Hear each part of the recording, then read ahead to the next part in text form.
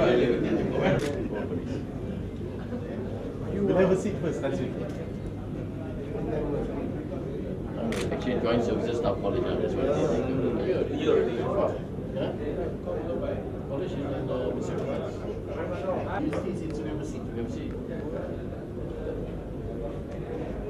Your TV belakang tu boleh tu. There's a new mess. That is a mess, the new mess. Oh, yeah, okay. The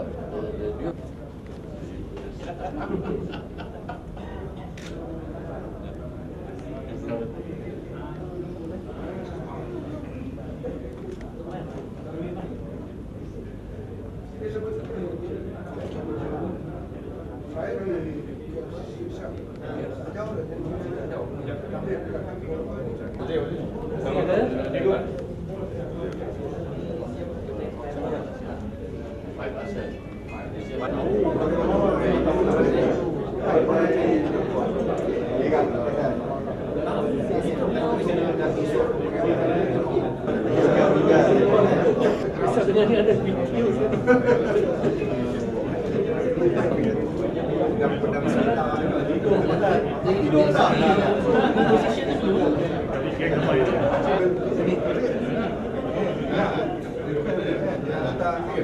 Okay, apa?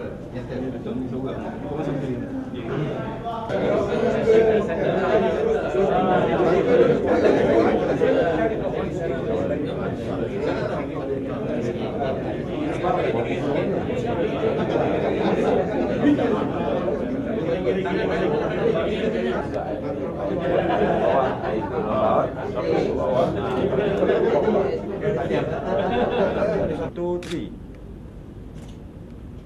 Jadi tak sui 1, 2, 3. Tak boleh.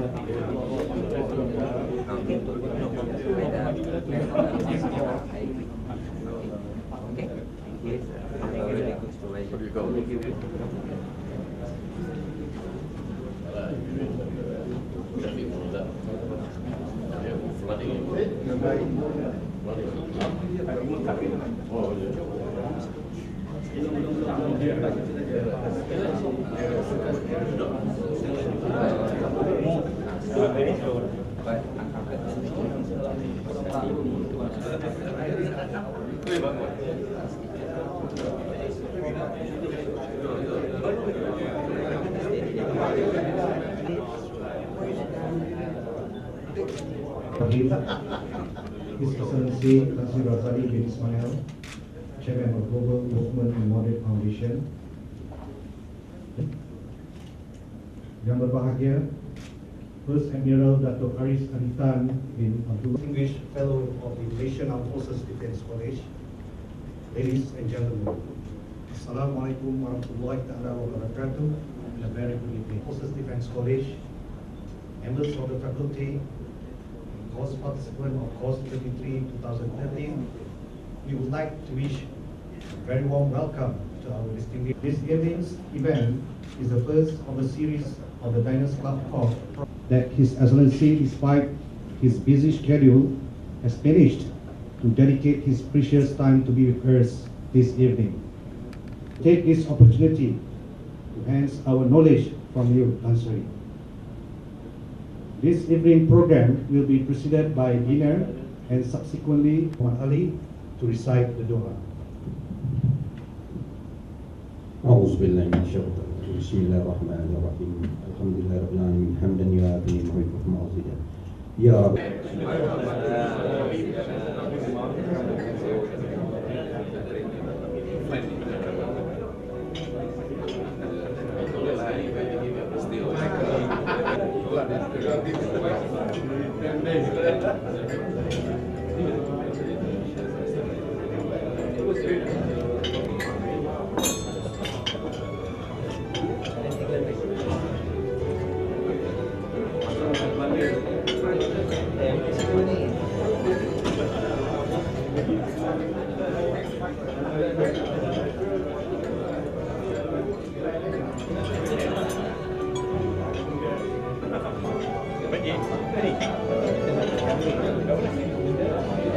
His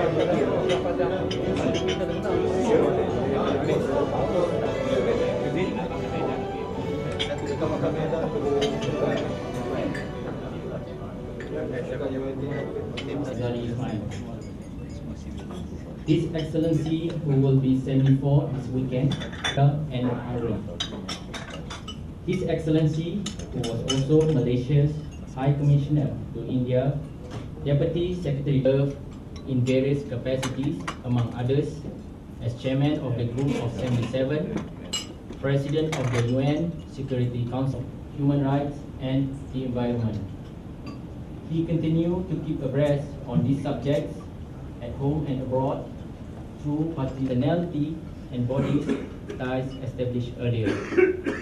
His Excellency was the UN Secretary General's Special University Science Malaysia, Chairman of the National Peace Corps, also known as Yayasan Salam, was Chairman of a grand Organization on Natural Disaster, Force of Nature or FON, and President of the World Wildlife Foundation Malaysia. Tan Sri Razali also heads an NGO project, Yayasan Chowkit, which is supported by the government. Salam satu Malaysia. It's good to be here, even if it took quite a long time to get here.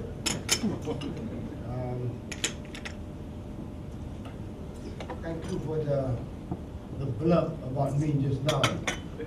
But that was a long time.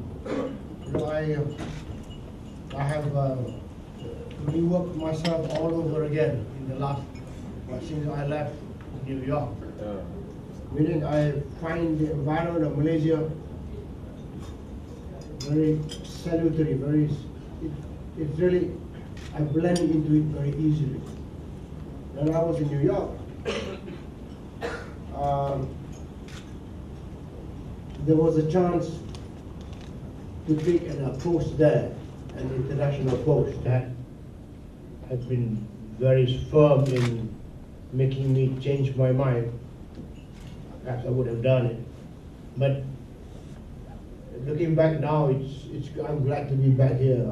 I miss the environment of Malaysia, not the squabbling and all the politics. Important it is to a person like you.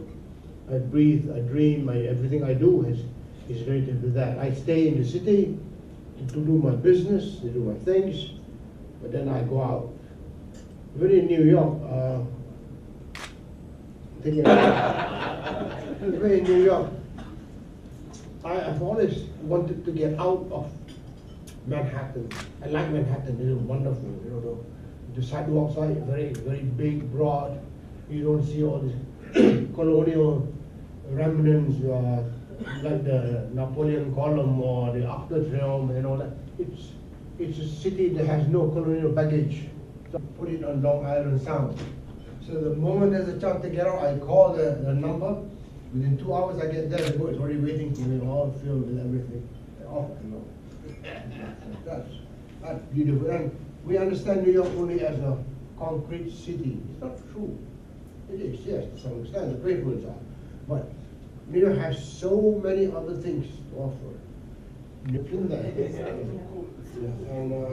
this is it. What I mean, I'm glad to be here. I'm glad that even at my advanced age, I am able to move from one place to another quite easily. I mean, down there they're defining satisfaction or happiness, and one of the ingredients that you must be able to be mobile. You must be able to move from one place to another. So I have a retreat in a place called South. You might have heard of it. The Muhammad punya incident that was on the hillside, mine is on the water side. So is working without clothes. So I think you'll be there a long time, you'll be cuckoo. No? So I asked this guy Navi, and Navi said, no, tak ada orang pun, there's nobody there. So why should I care whether I wear or don't wear?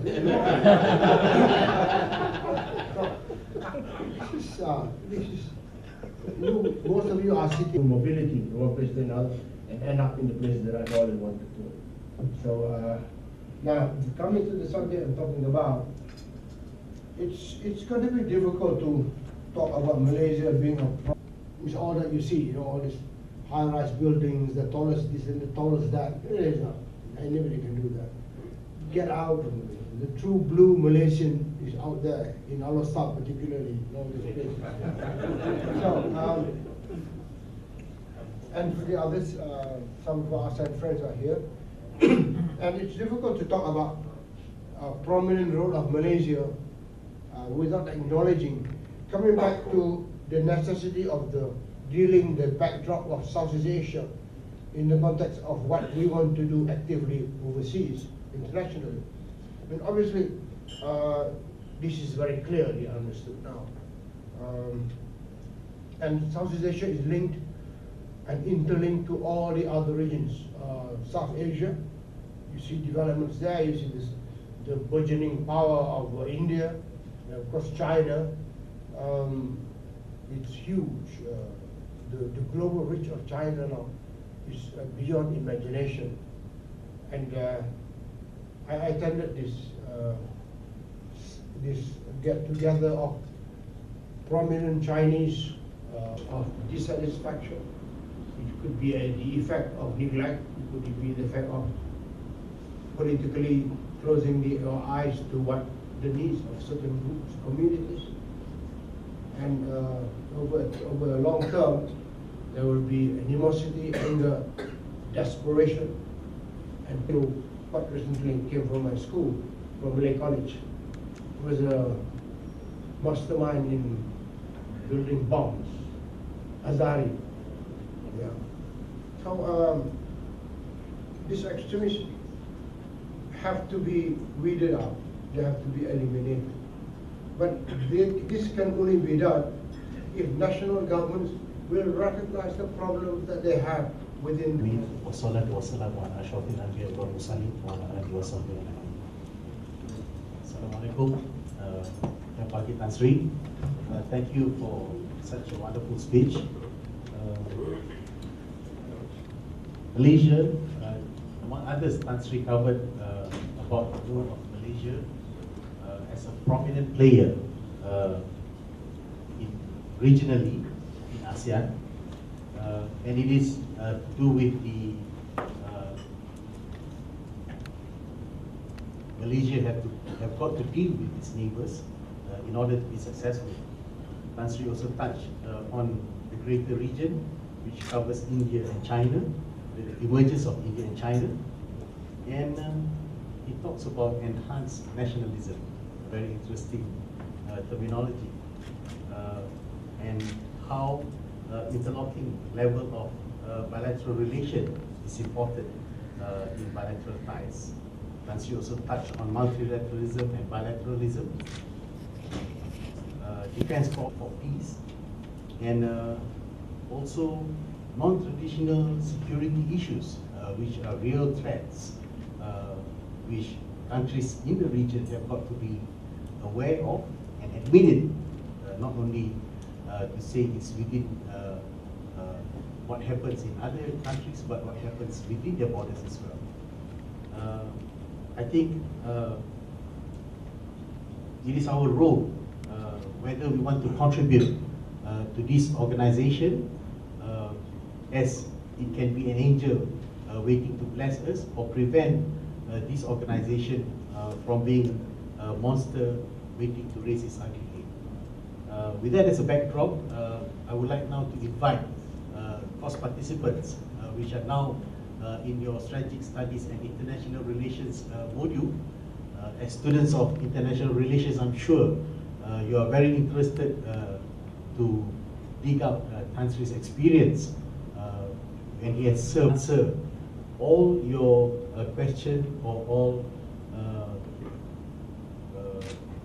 of United Nations Security Council, as well as a prominent appointment holder at the UN for quite some time. Why do you think that Malaysia's continuous participation in United Nations peacekeeping operation, despite of loss of lives of our troops before, and the increment of cost that we have to bear with, and recently our domestic issue, which is Datu, which demanded the government to mobilize quite a big number of security forces to Sabah. what is so important that we still continue sending our troops to UN peacekeeping operation? Thank you, Tan Sri. Done very well, sending troops to the United Nations as peacekeepers. Unlike certain countries, it is not a question of earning a living as soldiers in peacekeeping. There is this tradition that started a long time ago, as far back, going way back to the Congo in Brooklyn in the 60s. So I would be very disappointed if, for various reasons, including Allah Datu, now the armed forces think that they cannot afford to send people to do all those things that they have done so well with flying colors outside. You have made an with the concept and strategy that are being employed in the HQ and UN, and you have made an influence on that. So I think you should continue with it. I definitely think so. The other reason is sometimes a Malaysian soldier, a country like Malaysia, is more acceptable in certain circumstances than other countries. So we have that kind of obligation to help the UN to send peacekeepers to those areas where we are ideal or we are qualified. So that notwithstanding, we must continue with that very good tradition. Malaysian Armed Forces. Now, as a career diplomat, for the past, as far as since I was young, I'm very familiar with your name, sir. Right. So what has intrigued me, I'm bringing it back to the region, ASEAN. Now, ASEAN has been in existence since the year I was born. There's so many things in common among ASEAN states, especially the ASEAN the core states. And I've done my fair bit of traveling around the world. Whenever we go out overseas, normally officers, as an officer of the Malaysian Defence Forces, we seek out members of other ASEAN Defence Forces. There's so many common values here. Now, the crisis, how come after all these years, ASEAN is yet able to actually to solidify this rhetoric of solidarity, regional solidarity, and so on and so forth? There's so much at stake. There's so much commonality of issues. But why are we unable to go beyond majority of rhetoric rather than anything else? So, in your view, sir, why does this has not really materialized after all these years? Thanks very much. As far as I know, when I joined the Ministry of Foreign Affairs in 1962-63, I've always seen, at the time I was just a cadet officer, so I only see, I don't say anything. But I've always seen the kind of cooperation that Malaysia has amongst military counterparts in Southeast Asia. It has been it's an assumed thing. This always happens. Even at the height of confrontation, there were people in Indonesia, soldiers, and people in Malaysia that kept the line going.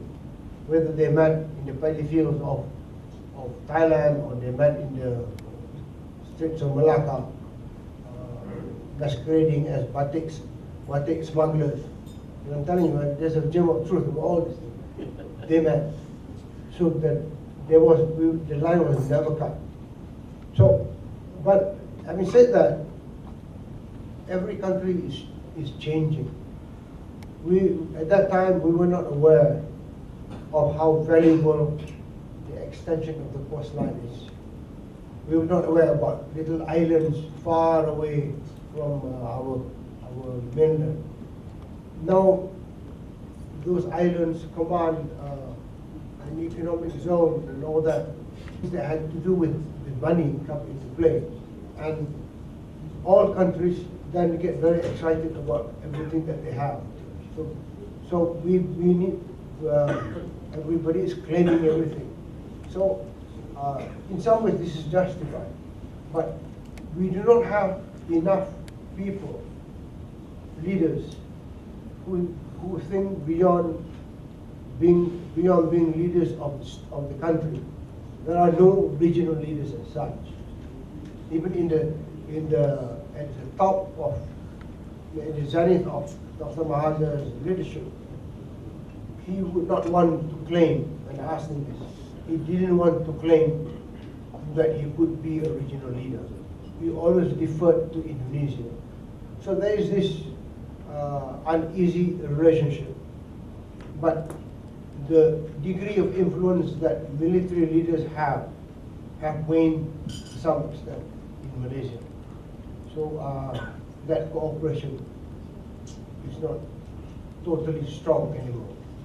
But there are also military leaders who have also, in Malaysia also, who have also been inflamed by the issue of nationalism. I mean, I don't have to mention names, but you have in your rank people who think you should go the whole hog, have the best weapons, and they have this, and we will be the most dynamic group in Southeast Asia. If you have this kind of thinking, you create even counter thinking of similar nature with your neighbors. So you have to be very circumspect. Underline clearly what are your needs in terms of your overall strategy, but do not do it in such an extent that you frighten the neighbors. So it is up to the military to deal with it. I'm Group Captain Kareneke from Nigeria.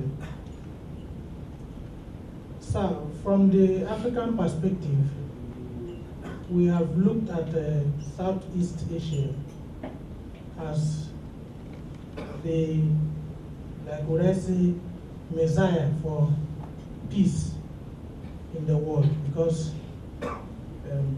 we look at Southeast Asia as a region of peace, because we look at Africa the way it is and look at how the issues have been, we try to emulate or try to study situation and cases within the Southeast Asia.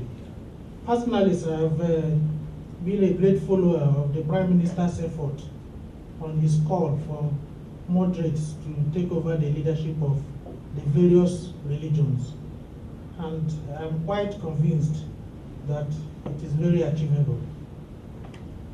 Given the issues we also have in Nigeria, the issues of Boko Haram, my request is that I am humbly requesting that you elaborate more on your plans to realize this great and desirable objective. It might also help us in Nigeria. Thank you, sir. The confidence you have on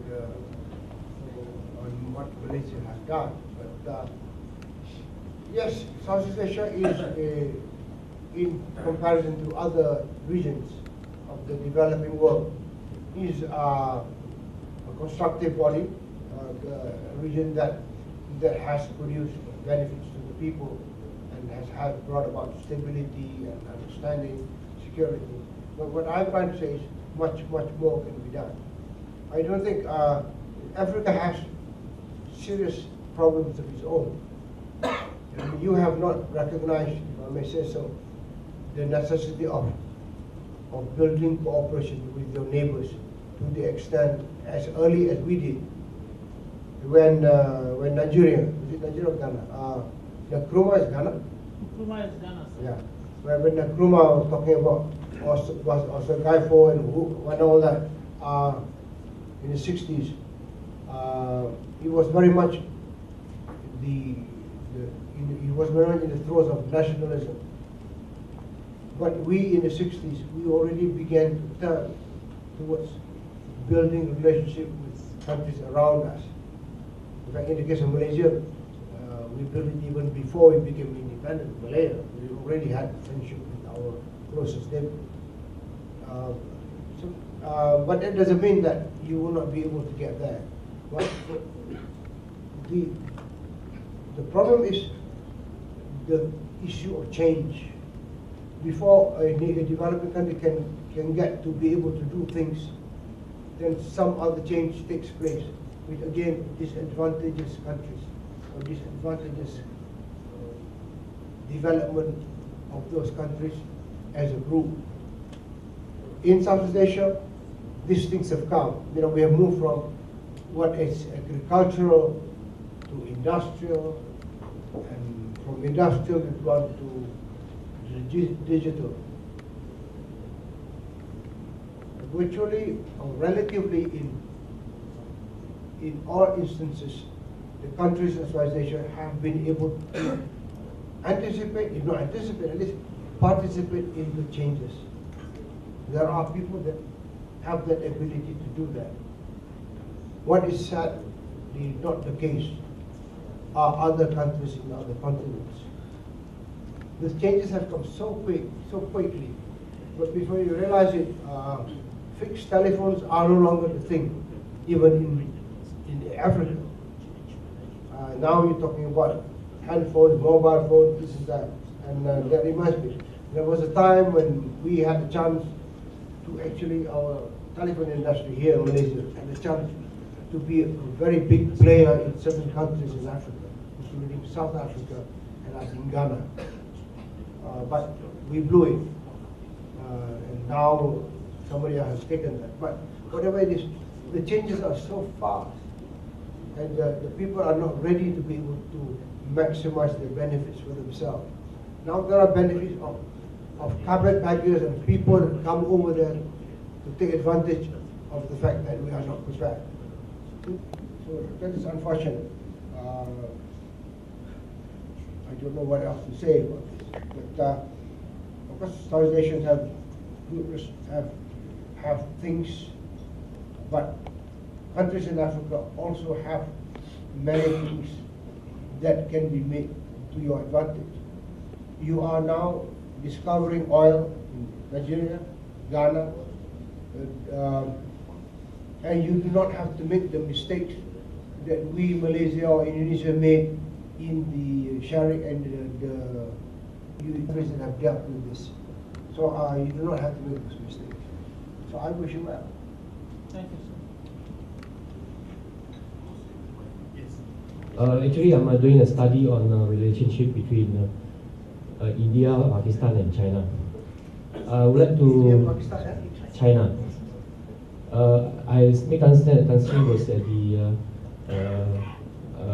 High Commissioner in India, and I would like to get your view of how do India look at Pakistan and China relationship in that region. Thank you, Tan Sri. The Indians and the Pakistanis really cannot get together. I know the criminal behind all this was the British. When they drew the line, as they did in some parts of Africa, they just truncated subcontinent. One go, the Muslims go east, go west, and the Hindus stay where they are. So, but even after that, there were so many reasons why they should get together. But they have not got together. And you see evidence of it, strong evidence of this, even in the non-aligned movement, where we're making poor people to do all the things they have done. Now, I am a great lover of India. I went to India first in 1963 to New Delhi as the third secretary. And I made a lot of friends, and I quarreled with a lot of people because of the contradictions that I saw in India. But I tell you, that country helped to define me to a great extent. There are not that many countries that really influenced me to that, but India was one, and New York was another. But it defined me as a person. So, if you ask me, I am more partial to India than to China, because I don't understand the culture and mythology of China. I understand the Indian side, but I don't understand the mythology of China. I have yet to learn. But you asked about China too. So China will be hugely important. Let's just hope that it is able to understand the value and depth of the friendship that has been fostered by the countries of South Asia, particularly in Malaysia, so that we will not lose the advantage of that friendship when China becomes very, very big. One thing about China, despite the firm and authoritative national ethos, it is accepted by many that China is quite sentimental about old relationship. So China remembers that Malaysia was the first country that tried to normalize relations with them. And on the heels of what we did, the others came. I think the last one was Singapore. Indonesia, yeah. So anyway, China has not forgotten. Once in a while we are reminded that that memory is still very strong in China. It is manifested even now by the kind of attention that the Chinese leadership, the very high level, have given to Malaysia. And of course, this is exploited to the hilt by political leadership. Senior Lieutenant Colonel Lim from Singapore.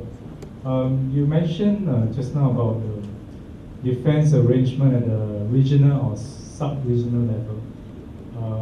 My question is, given the inherent differences among the ASEAN states in terms of language, religion, ethnicity, ideology, coupled with the historical baggages and mutual distrust and suspicions among the ASEAN members, is this even possible in the foreseeable future? Thank you.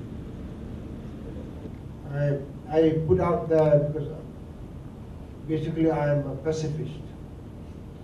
I'm not militant in any way.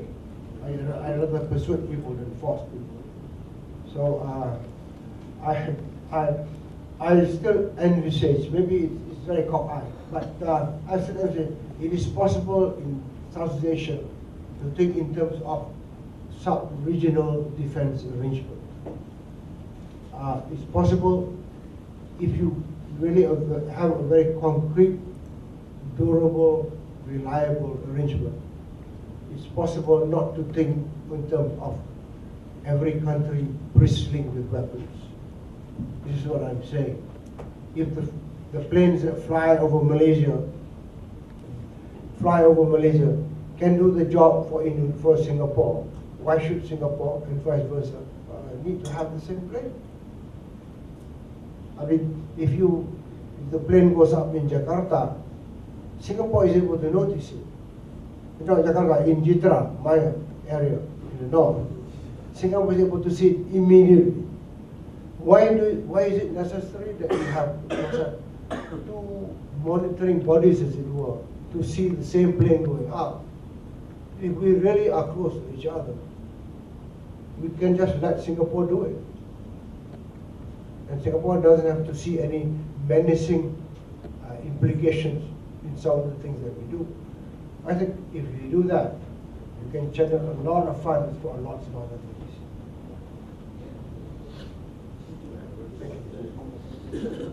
His Excellency Tan Sri, myself, Commander Jamaluddin.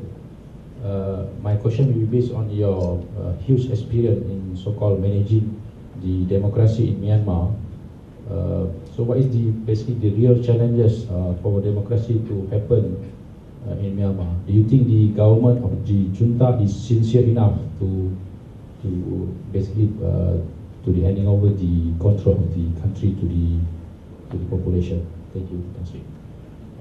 Sincerity, Tang Shui came to the conclusion that despite that, because they have got a constitution that very much gave a preeminent position to the military, they cannot get rid of it, and they define what we constitute emergency. So they have now agreed to allow a modicum of democratic elements involved in the governance structure. Therefore, the whole world has welcomed it. Aung San Suu Kyi has been given a role in this. There is some degree of by-election which worked, and national reconciliation at some level has taken place. When 1 year ago I was extolling the Burmese, what do you call it, DNA or something. That there is something in the Burmese personality makeup that their DNA allows them to pull themselves away from the brink instead of continuing to have the supremacy of the military. Excuse for certain elements in the military to want to come in and take over and stop the process. It is possible. There are friends of mine, one of which is in LSE, London School, who still writes to say that, if you read some of the things relating to Myanmar, to say that this is all a plot by the very conservative elements in the military that really do not want Myanmar to change, but to create serious problems of turmoil and dissension all over Myanmar, to the extent that the military will then come in and take over. So he is still writing that. And there are people who think so. I've been in Myanmar several times, and Aung San Suu Kyi herself is worried of this possibility. She has not discarded, she has not said that the progress of democracy has reached a point of no return. It is still possible for certain contractions to take place. But Aung San Suu Kyi herself has changed because of the internal turmoil in Myanmar. And that turmoil is spreading. The problem is they were kept so much under control and repressed when the military was in charge. Now when you even let go a bit the levers of control, they begin to express all that pent up animosity comes to the surface. There's always been a problem between the Rohingyas and the Buddhists in that area. So this problem is the generals and the rest of the people in charge, they will accept some form of citizenship for the Rohingyas. The Rohingyas are not exactly nice people either in some ways. They keep within themselves. They're very inward looking. They're very aggressive economically. They do good business. And they do not merge with the rest. But of course, Muslims do not blend easily or fuse easily with non-Muslim communities. But the people that are in charge, the Burmans, these are basically the ones that are like Aung San Suu Kyi, all that who live in Yangon. My question is more towards what you are embarking to now. Actually, that is the global network, moderation network that the Prime Minister has actually asked you to set up, and you're moving towards it. Possibly you can share more light on what actually that you will be playing the role of this organization.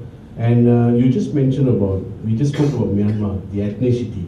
Looking at ASEAN itself, ethnicity is going to be one of the main areas of challenge.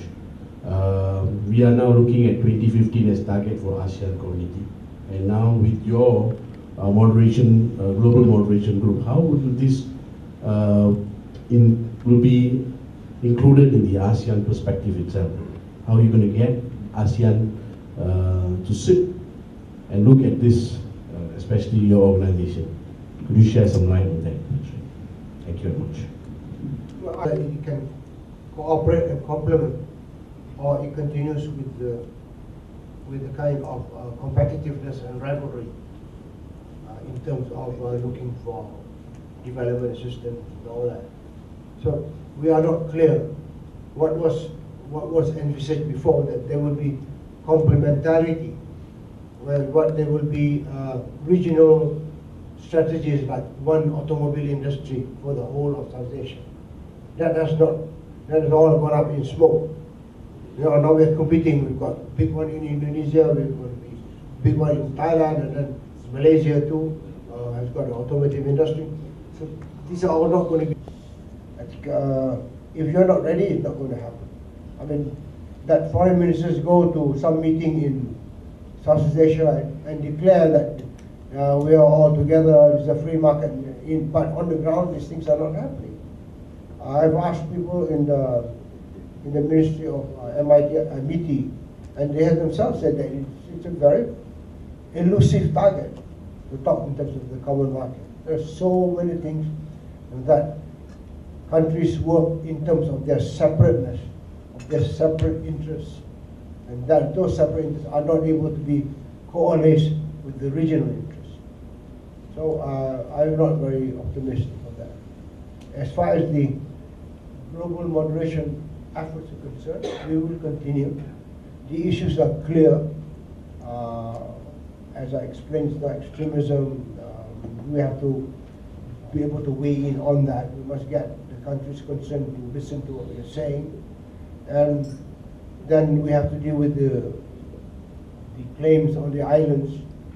Of course we have to do.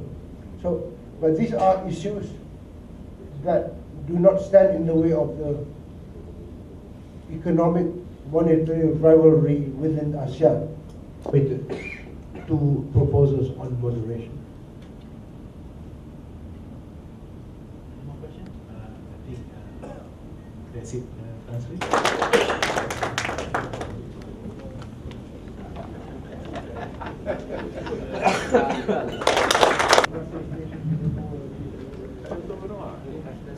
Books and then it's the relationship between China and Pakistan and how